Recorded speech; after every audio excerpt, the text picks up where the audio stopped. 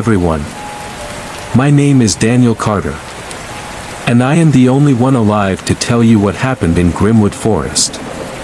Even now, months later, I can still hear the breathing. The slow, heavy, hungry breathing that followed us for 2 nights. The breathing that took the lives of my 4 closest friends. It was the last weekend of October. 5 of us had planned a camping trip, myself, Ethan Blake, Oliver Brooks, Charlotte Hayes, and Amelia Wright. We were all in our mid-20s, working different jobs, barely finding time to meet. So this trip was supposed to be our escape, a weekend away from the noise of the city. Ethan was the one who suggested Grimwood. It's quiet, remote, and there's an actual legend about the place, he'd said with a grin. I should have known then, legends usually start for a reason. We left early Friday morning, the 5 of us crammed into Ethan's old SUV. The further we drove from the city, the emptier the roads became. By noon, we were surrounded by endless stretches of countryside, and then the trees began, tall, ancient pines that seemed to block out the sun. A small wooden sign greeted us at the entrance. Grimwood Forest, trespass at your own risk. We laughed at it. Amelia even took a selfie with the sign, pretending to be scared. The air was colder here, damp in a way that made your clothes cling to you. The trees stood too close together, their branches twisted like claws, and a faint mist curled around the base of their trunks. We hiked about 2 miles before finding a small clearing to set up camp. The clearing was ringed by trees so tall that the sky was nothing more than a thin strip of pale blue above us. By evening, we had a fire going. We cooked hot dogs, drank beer, and talked about everything except work. The forest seemed calm, silent, even. Too silent. No wind, no rustling leaves, no sound of animals. Around 10 p.m., Charlotte started telling ghost stories. Halfway through one, Oliver froze mid-laugh. "Did you hear that?" he asked. We all went quiet. At first, I thought it was the crack of a branch far off. But then I heard it again, slow, deep breathing. Not the wind, not an animal. It was deliberate. Ethan shrugged it off, saying it was probably a deer. But I noticed the way Amelia's face paled. It happened just after midnight. Oliver had gone to grab more firewood. He was only a few feet from the clearing when we heard the sound, branches snapping in quick succession, like something large was moving fast. Then, nothing. "Oliver?" Ethan called out. No answer. We grabbed flashlights and went to look for him. The beam of my light caught something on the ground, Oliver's flashlight, lying in the dirt, still on. No footprints, no blood. Just silence. We searched for over an hour, but it was as if he'd vanished into thin air.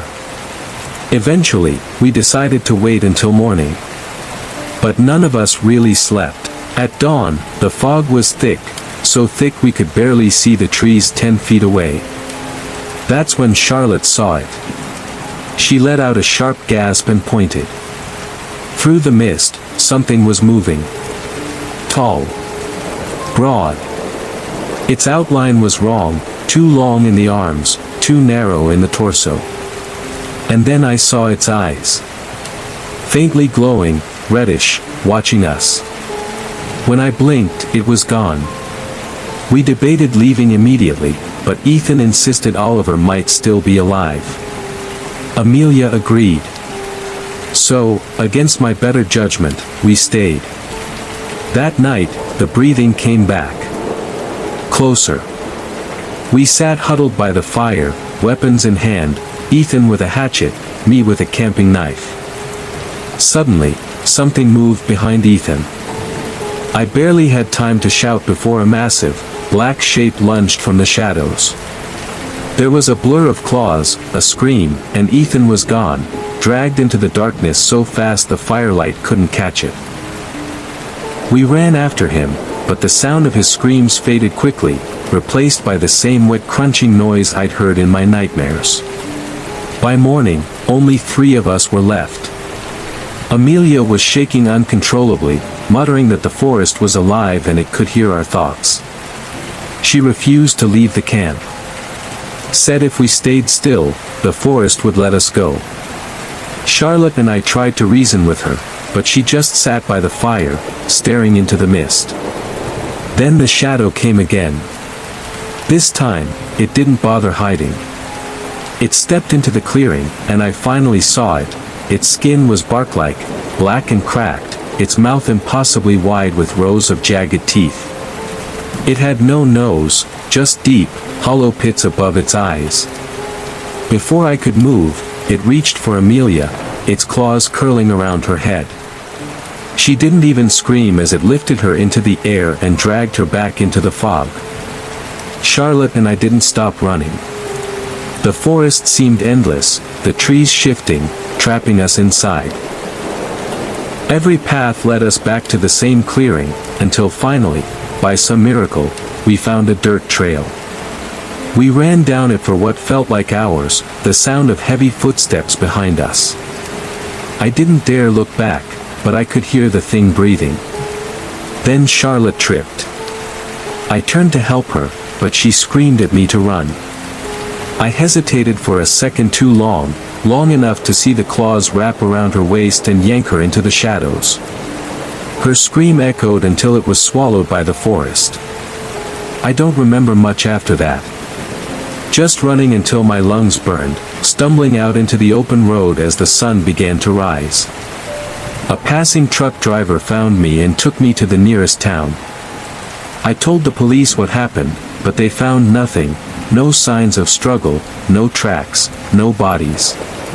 Just an abandoned campsite.